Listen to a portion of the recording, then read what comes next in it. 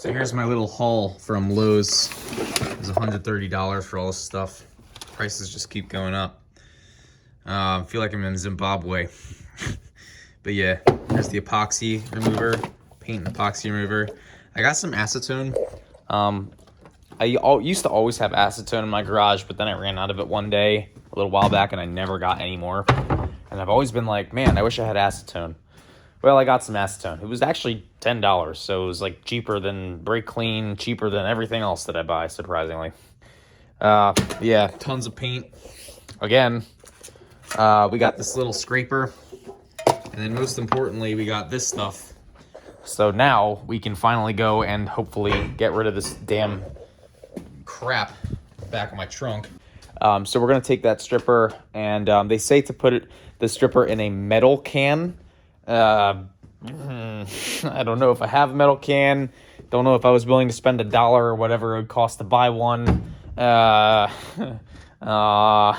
So I might just pour it straight on the trunk and then brush it on with this cheap paintbrush I bought. So we're gonna spread it on, and then I'll take a video of it, and then after 15 minutes when they say it's good to go, I'll show you guys. And yeah, okay, that's not coming off. Okay, it's definitely doing something. I would highly recommend using this stuff over sanding. I mean, look at this. That's only been sitting for a couple minutes. Hasn't been sitting for, this isn't like, 15 minutes of sitting minimum. This is more like less than that. So the hardest part right now is just getting it in this area, because I don't have a can to dip the paintbrush in. So I'm kind of like dousing the top, and I'm like, brushing it over. But I've done all of this trunk, and I haven't even used, I've used like 1/8 of that little tiny can.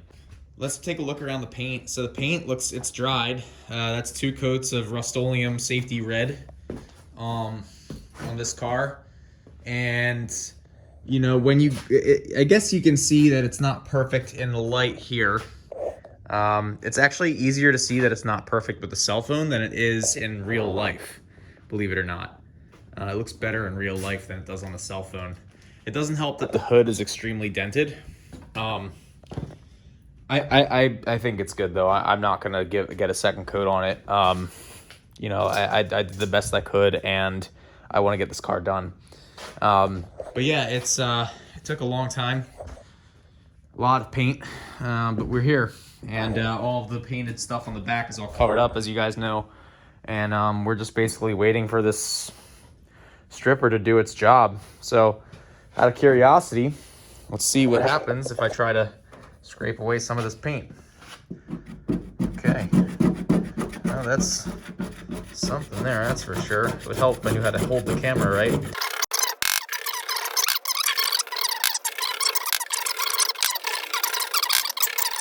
Look at all this progress we made. So we're probably gonna hit this again. This one on the bottom here has been sitting for a minute, longer than the top, I would say. And it looks like it's coming off a little easier. But we're gonna keep going, all right? All right. Well. Look at that. That's pretty dope. It's pretty clean. Even the back isn't that bad, and the back is what I'm working on now, so I'm letting it soak for a second time. This top part, I had to let it soak twice. It doesn't look like it ate through the Bondo, which is pretty cool. It just ate through the paint, which is surprising to me. I would have thought that it would have eaten through the Bondo and the paint. What I did was I ended up taking some acetone, so I'm glad I bought this stuff. And you can see there's a little bit of paint on here. And so after I brushed on this stuff, whatever this acid is or whatever, letting it sit and letting it eat the paint away, I took a scraper, which is like right here from Lowe's, like the cheapest scraper I could buy, like $4. $4 for the cheapest scraper you can buy is expensive. But so it was really easy on the top part because the scraper's flat, the top of the trunk is flat, but the back was harder because it's got all these curves in it. So I had to like take the scraper and go up on the back of this top part here, and then down here it kind of went sideways, and I went up here, and there's these little divots here, and on the other side, same exact spot. This was hard to get to. And then this was a real B word. Basically, I just soaked it as much as I could, scraped away all the flat spots I could with the scraper, and then took shop towels. There's shop towels everywhere in this garage, and just kind of took acetone and wiped it away. And it got most of it off, which is like good news. It was very difficult to do, but yeah, it didn't get all of it. All right, wow. Man, it looks really good. Like this is amazing. I'm very, okay, please don't take the epoxy off of my floor. Now I have to wash my hands. All right. Well, we got both doors open this time, not just one. And it's because the weather is nice. I have this little Amazon light. I think I paid $60 for it. It's pretty bright. It's a good floodlight, but it's not as good as like a Milwaukee or something like that. So anyway, we cleaned the trunk. What we did was we cleaned it with acetone. Cleaned this probably like 5 times. This probably like 5 times as well, if not more. And then what I did after I cleaned it with acetone, got it nice and clean with a solvent, was I went and I got some glass cleaner, cleaned it as much as I could, wiped it down with a wet rag to get all of the stuff off. Then I got a dry rag, and then I washed it. I dried it as much as possible. So with this nice warm air that we finally have, I can let this dry out a little bit to avoid the contamination issues that we had last time I tried painting this.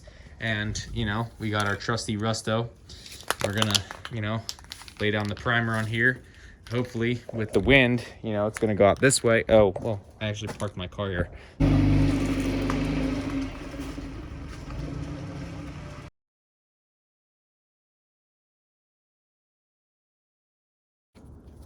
Yeah. All right. Okay, so now I guess is the moment of truth. Will we see any wrinkling like we've seen before? This top part is not painted yet, but the middle part is, and I don't see any wrinkling, which is a damn first on this freaking trunk.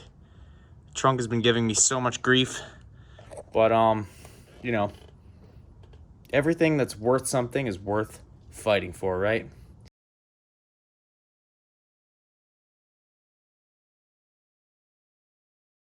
Wow, okay.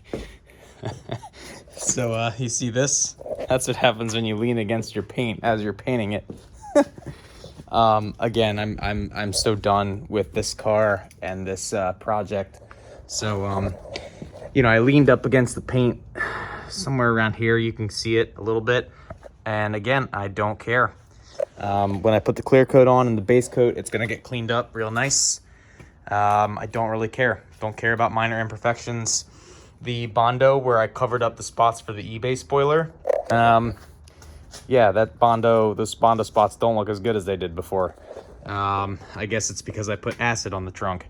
But hey, you know, it's got that flat white primer on there now.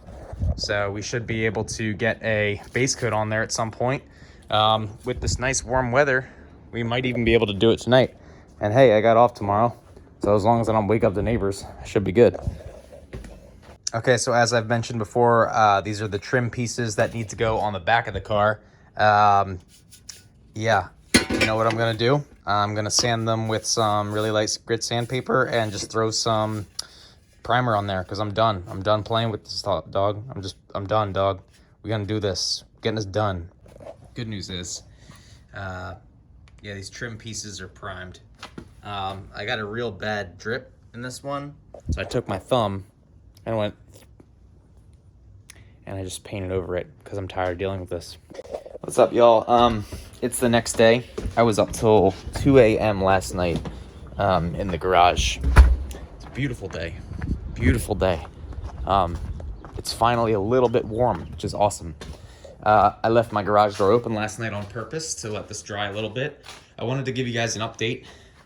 So as you can see, it looks kind of orange peely here. And then if you go down here, it's hard to see, but the paint wrinkled a little bit underneath of the clear coat. Same over here, it wrinkled a little bit. So what, but now ready, we go to this side. This side did not wrinkle very much at all, okay? Little bit of wrinkling, but because the clear coat is so smooth and because the finish is so smooth, it didn't wrinkle that much. Doesn't look too bad. So right now I'm sort of torn, okay? Because I'm so close to finishing this car in terms of paint, and I don't know what to do. I don't know whether I want to finish clear coating it with 2K clear coat, just go buy some cheap 2X clear coat, which is the stuff that you would buy at like Home Depot or whatever. I don't know, what I want to do in that respect.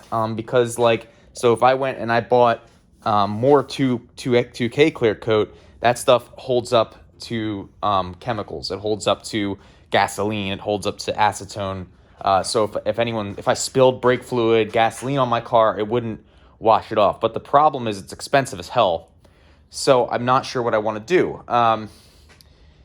The other thing to consider is the paint is so sensitive to clear coat additions that I don't want to risk wrinkling more of the paint. So I mean, my theory was that because this paint was laid down really heavy and you can see the drip marks in it and stuff, that it didn't adhere very well. It didn't cure as well, okay? And that's why it was pulling up. And then this side looked better because I laid this down in a manner that was a little bit thinner. But now that I'm seeing a little bit of wrinkling underneath the clear coat on this side, what I'm thinking is that this Rusto high performance paint just isn't good to mix with 2K clear. You probably need to buy something higher quality if you're going to put the 2K clear over it, which is weird because I've seen people use Rusto paint, not necessarily the high performance stuff, but this like Rusto brand, like the white can stuff. So it's weird to see that it doesn't completely work all the time. But, from far away it looks okay. I guess what the plan is now is to just kind of like let this dry, the front end, and then sort of just kind of sleep on it, think about it. And I might just see what happens, I don't know. I'm going to let this all cure as much as I can. And what I'm going to do, okay, so it's a little bit tacky if I scratch at it. So, yeah, so it needs to cure a lot more. But, yeah, it's iffy. So I'm not really sure what I want to do. Lots of orange peel up here. And so my friend Diego told me if you get this stuff right here, after several days of curing of the paint, if you get this stuff, if I could find it, I'd show it to you, this stuff. If you take this stuff and you buff it, it comes out. It's not as good as a full cut and buff, but he said it makes it shine really well. So I might just do that. Might just do a small test spot. If I can do it like right here, that would be perfect, So, I mean, good news is the clear's on. It looks okay. Bad news is it doesn't look that great. Also, bad news is it's expensive as hell. So I don't know if I want to spend money on more stuff to paint this car to make it look like half-assed, I mean, it doesn't look half-assed from far away, which is good for a race car, but close up, it kind of looks half-assed. It is what it is. You sometimes you win some and sometimes you lose some, and I've been steady losing on this paint job this entire off-season, but I've kind of got the quarter panel, so that's cool. In other news, the transmission is back together. It all rotates smoothly. I laid down the gasket material last night, put it all together, and we have a working transmission, I hope. Replaced the seals because they were leaking, and my reverse sensor broke off, so yay me. I guess I'm going to have to either get rid of the reverse sensor altogether or replace it with something else. And so that's really annoying. And then I also got the rivets out of my my hood vent. So this is an HVAC duct that I modified from Lowe's Racing. And I used a bed liner on this stuff, and it's really durable stuff. I really like it. So I used bed liner, and we're going to get new rivets, rivet that on, and then we're going to get the hood pins and rivet those back on. Not perfect. Right now, we're just at the point where we're debating, hey, do we go and spend $100 some more on 2K clear coat or not? It's a hard decision, honestly, guys. It's a very hard decision. Lots of time went into this car, and I'm torn. So, all right, well, I am gonna upload the video now. I just wanted to update you guys because it's a nice day out. I could go out in my pajamas and not be too cold and just check on the car. But yeah, got to go find my keys now.